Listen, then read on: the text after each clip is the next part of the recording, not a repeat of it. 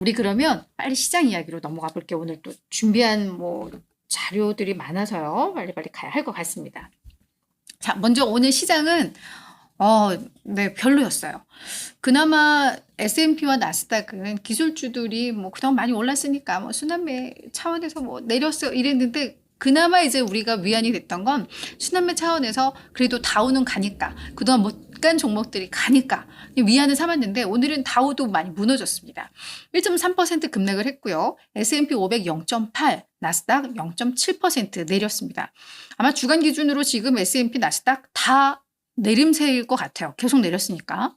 이 대목에서 우리 이제 궁금한 게 몇 가지가 있죠. 야, 이거 기술주 조정으로 돌아선 거야? 이거 뭔가 불안하잖아. 자꾸 너무 내리잖아. 라는 거. 그리고 하나는, 이게 그래. 지금 우리 뭐 건강한 순환매라고 하는데, 그럼 이 순환매는 지속되는 거야? 그러면 요즘 금리 인하 모멘텀으로 인해서 중소형주들이 잘 가는 것 같은데, 그럼 중소형주는 앞으로 잘 갈까? 우리 이쪽 보면 괜찮겠어? 뭐 이런 다양한 질문들이 좀 나올 것 같아요. 그래서 이에 대한 대답을 해준 애널리스트들의 의견들을 많이 좀 찾아봤습니다. 먼저 글로벌트 인베스트먼트의 키스 부캐넌이라는 이 수석 포트폴리오 매니저는 뭐라고 하냐면, 그래, 지금까지는 순환매 관점에서 시장이 돈 게 맞아. 금리 인하에 더 민감하고 덜 올랐던 소형주들에 대한 선호도가 시장에서 좀 최근에 강하게 나타났어. 근데 오늘은 전반적으로 차익 실현의 움직임이 나왔어. 그러니까 시장이 이렇게 밀렸겠지라고 이야기를 하면서, 다만 이런 것들은, 왜냐하면 중소형주나 그동안 소외됐던 종목들도 몇 주 동안 많이 올랐잖아요. 그래서 순환매 장세에서의 이건 자연스러운 흐름이야. 순환매가 됐다가도 그동안 많이 올랐던 애들도 같이 조정을 받는 건 이거는 자연스러워. 아직까지 시장에 대해서 뭐 불안한 흐름이 나온다거나 불안감을 가질 필요는 없어 라고 시장에 대해서 해석을 해주고 있습니다. 자, 그럼 중소형주의 랠리는 당분간 이어질 것이냐? 이어진다라고 보는 시각이 많아요. 우리가 어제도 이야기했지만 금리 인하에 민감한 건 더 이런 중소형 기업들입니다. 이들은 바로바로 이게 수익으로 연결되고 이자로 연결이 되기 때문에, 그래서 그런 측면에 있어서 금리 인하 모멘텀이 지속되는 한 중소형주들의 랠리는 뭐 부침은 있을지언정 뭐 계속해서 좀 이어질 수 있다라는 관점도 있습니다. 자, 그러면 우리 뱅크 오브 아메리카에서는 뭐라고 하느냐? 그럼 우리 기술주 진영은 어떻게 하지? 라는 데에 대해서 뭐라고 하냐면, 자, 지금 기업들이 가장 많이 투자하는 게 어디야? AI야 라고 이야기를 합니다. 그리고 가장 이 성장성에 대해서 신뢰할 수 있는 부분? AI야. AI의 경쟁력이 가장 강한 곳? 미국 기업들이야 라고 이야기를 하면서, AI를 빼면 어떤 세계적인 경제의 성장은 불확실해질 수밖에 없어. 뭐 다양한 뭐 산업들이 있고, 뭐 자동차 산업, 뭐 소비자 분야들이 요즘 뭐 이렇게 찌끔찌끔 올라가겠지만, 그들에게 어떤 성장 모멘텀 확실하지 않다라는 거죠. 가장 확실한 건 여전히 AI야 라고 이야기를 하고 있습니다. 그렇기 때문에 지금 뭐 그동안 소외됐던 종목들, 이런 아이들이 순환매 차원에서 올라가고 뭐 이런 것들은 충분히 이해가 되는 상황이지만, 결국은 다시 AI 쪽으로 돌아올 수밖에 없다라고 또 관점에서 이야기를 합니다. AI를 뺀다면 다른 쪽에서의 강력한 성장 모멘텀은 좀 없다라는 부분이에요. 그래서 기술주가 이렇게 계속 침체되진 않을 거다라는 관점에서 이야기를 합니다. 이걸 다 종합해보면, 그래, 기술주도 좋을 것 같고, 금리 인하 모멘텀으로 중소형주도 좋을 것 같고, 그렇게 되면 이걸 다 종합해보면, 시장은 그럼 전반적으로 또 더 좋을 수가 있겠구나. 이게 온기가 오히려 확대가 되면서 가나? 라는 예측도 가능할 것 같습니다. 그죠? 그래서 뭐 오늘의 이런 조정, 우리 너무 불안해하지 말자라고 정리를 해볼 수 있을 것 같은데, 다만 아마 시장의 변동성은 좀 커질 수도 있을 것 같습니다.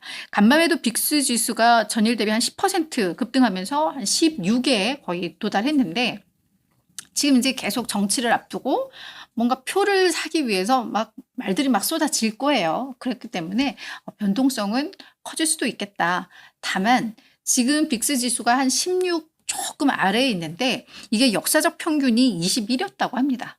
그래서 지금 뭔가 변동성이 되게 커진 것 같지만, 사실은 지금 시장도 매우 안정적이다라는 거, 우리의 현 주소를 다시 한번 정리를 해봤습니다.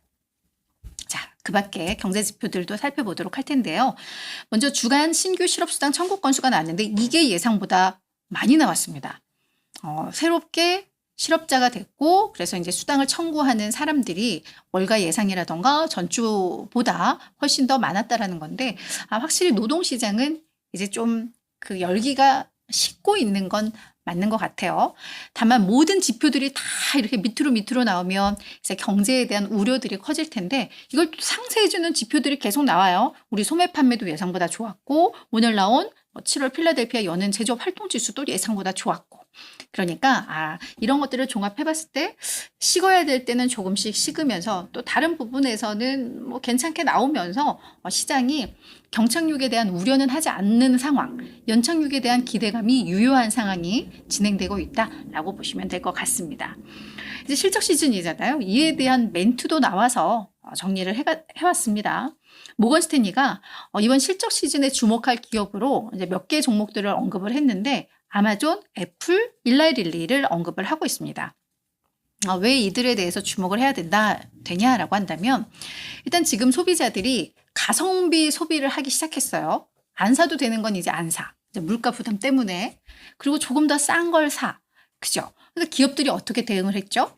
가격을 인하하고 마진을 좀 줄이고 뭐 이런 식으로 대응을 했는데 그래서 어찌 보면은 어려울 수도 있는데 이런 상황에서 마진을 어느 정도 유지하고 있는 기업들, 이런 기업들이 이번 실적 시즌에 최고의 수혜주들, 부상하는 기업이 될 텐데 본인이 봤을 때, 요 모건 스탠리가 봤을 때는 그게 아마존, 애플, 일라이릴리가 될 수 있을 것 같다라고 이야기를 하고 있는 거죠. 그래서 뭐 이런 것들 마진에 조금 더 포인트를 맞춰서 실적 시즌을 봐야 될 것 같고 실제 요 기업들이 마진을 잘 유지하고 있는지 한번 보시면 될 것 같습니다.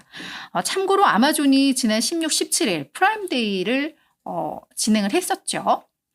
온라인 매출이 전년 대비 11% 증가하면서 142억 달러까지도 높아졌다고 합니다.